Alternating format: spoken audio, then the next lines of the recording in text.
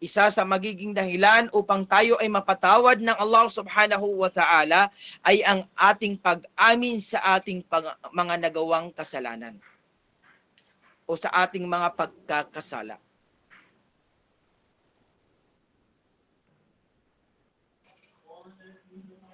At isa din sa daan upang tayo ay mapatawad na Allah subhanahu wa ta'ala ay ang pagkatakot sa Allah subhanahu wa ta'ala. Ang pagkatakot sa araw na kung saan ay tayo ay titipunin ng Allah subhanahu wa ta'ala. Ito ang araw ng paghuhukom na kung saan ay wala ng kahit anumang pagsamba ang pwede nating isagawa sa mga oras na ito dahil ang araw na ito ay tayo ay hukukuman ng Allah subhanahu wa ta'ala.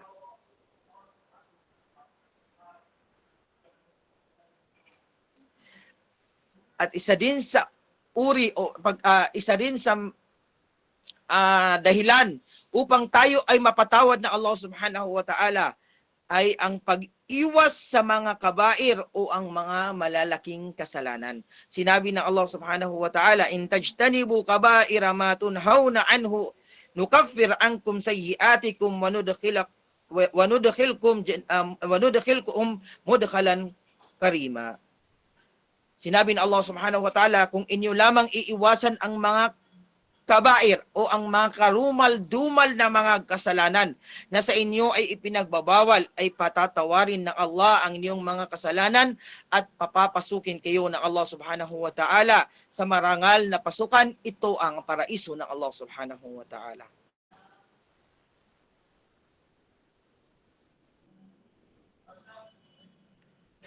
Sinabi pa ng mahal na propeta sallallahu alaihi wasallam, walladhi li nafsi biyadihi ma min abdi yusalli salawat al-khams wa yasumuna ramadan wa yuaddi az-zaka yajtanibul kaba'ira saba illa fataha lahu abwab al-jannah ath-thamaniya yawm al-qiyamah.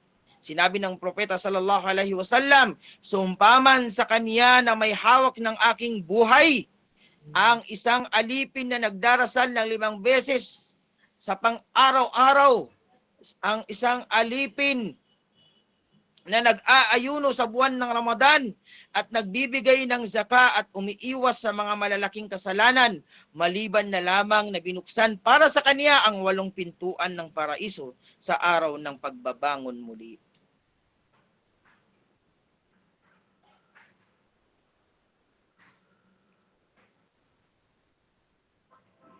Isa rin sa daan upang tayo ay mapatawad ng Allah subhanahu wa ta'ala ang pagpigil sa paggawa ng masasama matapos na ito ay kaniyang hangarin.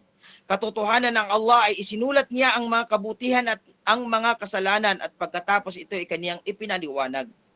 At kung sino man ang naghangad na gumawa ng mabuti at ito ay di niya na isagawa, isusulat sa kanya ang hinangad niya ito na naisagawa na kaniyang naisagawa.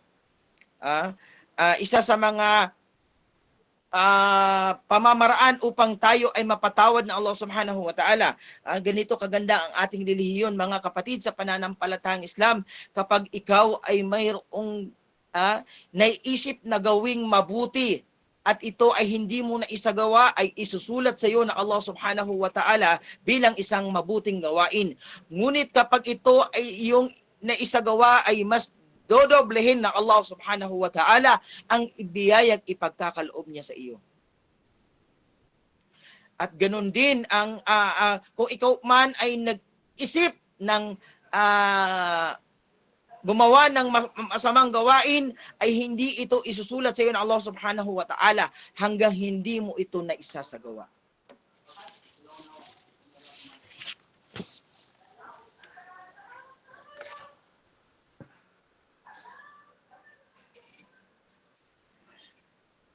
At isa rin sa magiging dahilan upang tayo ay mapatawad ng Allah subhanahu wa ta'ala ay ang pagkalungkot dahil sa nagawang kasalanan. Tayo ay isang tao lamang na nagkakamali, ngunit napakaganda sa mga taong nagkakamali ay ang nagbabalik loob sa Allah subhanahu wa ta'ala. At isa sa magiging dahilan upang tayo ay mapatawad ng Allah subhanahu wa ta'ala ay ang pagkalungkot dahil sa nagawang kasalanan. At isa din sa dahilan upang tayo ay mapatawad ng Allah subhanahu wa ta'ala ay ang pagsisisi dahil sa nagawang kasalanan.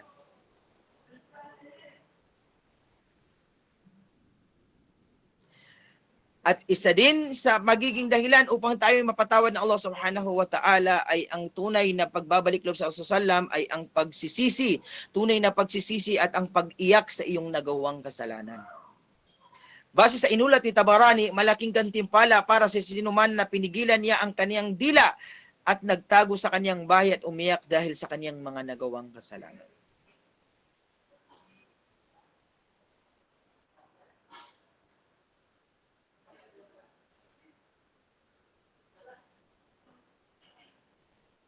At sinabi ng mahal na propeta sallallahu alaihi wasallam ay isa din sa magiging dahilan upang tayo ay patawarin Allah subhanahu wa ta'ala ay ang kagandahang asal. Dahil nabanggit ng mahal na propeta sallallahu alaihi wasallam sa taong nasa kanya ang kagandahang asal ay parang siya ay parang tinutunaw niya ang kaniyang mga kasalanan ng tulad ng pagtunaw ng araw sa niebe. Ito ang mga magiging dahilan o ito ang mga daan upang tayo ay mapatawad ng Allah subhanahu wa ta'ala. Mga alipin na Allah subhanahu wa ta'ala, tayo ay pinaalalahanan ng Allah subhanahu wa ta'ala na tayo ay magbalik loob sa Kanya ng tunay na pagbabalik loob. At huwag nating hahayaan na tayo ay bawian ng buhay maliban na lamang tayo ay tunay na mga Muslim. Kaya habang naririto pa tayo sa mundong ito, habang humihingi pa tayo mga kapatid sa pananampalatayang Islam, tayo ay magbalik loob sa Allah subhanahu wa ta'ala dahil hindi natin alam o walang kahit sinong isa sa atin ang nakakaalam kung kailan sa atin darating ang kamatayan. Kaya tayo ay maghanda simula ngayon upang tayo ay mapatawad ng Allah subhanahu wa ta'ala at hindi dumating ang panahon na kung saan ay wala na tayong pagkakataon upang tayo ay magbalik loob sa Allah subhanahu wa ta'ala. Ang ating mahal na propeta, sumakanya nawa ang kapayapaan, ay humihingi ng kapatawaran araw-araw na alam naman natin na siya ay pinatawad na ng Allah subhanahu wa ta'ala ang kaniyang mga nagawang kasalanan. Paano pa kaya tayo mga alipin na Allah subhanahu wa ta'ala, mga kapatid sa pananampalatayang Islam, na hindi natin alam kung tinatanggap ba ng Allah subhanahu wa ta'ala ang ating mga mabubuting gawain, kung hindi natin alam kung tayo ba ay napatawad ng Allah subhanahu wa ta'ala sa ating mga kasalanan. Kaya nararapat lang sa ating bilang mga Muslim na tayo ay magbalik loob sa Allah subhanahu wa ta'ala sa pang-araw-araw sa ating pamumuhay dahil walang isa sa atin ang nakakaalam kung kailan sa atin darating ang ating kamatayan at ang kailangan lamang natin ay paano natin ito paghahandaan. Ito ay ang pagsagawa sa lahat ng ipinag-uutos at pagsunod at pagtalima sa lahat ng ipinag-uutos ng Allah subhanahu wa ta'ala at pag-iwas sa lahat ng kanyang ipinagbabawal dahil ito ay ang tunay nating tagumpay at tandaan natin na ang mundong ito ay pansamantala lamang at tandaan din natin na ang mundong ito ay kulungan ng mga mananampalataya dahil ang hangad lamang natin ay makapasok tayo sa paraiso ng Allah subhanahu wa ta'ala at nalalapit na rin ang buwan ng Ramadan na kung saan ay napakaganda na ating maisagawa ang pagbabalik loob sa Allah subhanahu wa ta'ala. Umalinis natin ang ating mga sarili habang hindi pa dumarating ang buwan ng Ramadan para pagdating ng buwan ng Ramadan ay dalisay at malinis ng ating mga sarili. Ngunit hindi natin alam kung ito ba ay tinanggap sa atin Allah subhanahu wa ta'ala. Ngunit ang ating gagawin ay gawin lang natin ang lahat ng kanyang ipinag-uutos at ito ay pagkatiwala na natin sa Allah subhanahu wa ta'ala. Dahil ang Allah subhanahu wa ta'ala ay mahabagin at maawain sa mga taong nagbabalik loob sa Kanya. Ang Allah subhanahu wa ta'ala ay bukas ang Kanyang mga palad sa mga taong gustong magbalik loob sa Allah subhanahu wa ta'ala. Naway ay mayroon tayong aral na nakuha sa mga oras nito, mga kapatid sa pananampalatayang Islam.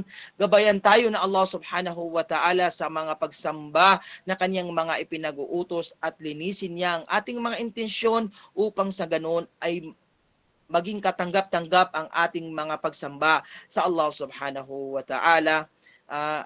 Dalangin natin sa Allah subhanahu wa ta'ala na tayo ay pagkalooban niya ng magandang kamatayan at ipagkaloob niya sa atin ang ating minimithi. Ito ay ang pagpasok natin sa paraiso ng Allah subhanahu wa ta'ala. Hanggang dito na lamang mga kapatid sa pananampalatayang Islam. Naktafi bihadal qadri. Wassalamu alaikum warahmatullahi wabarakatuh.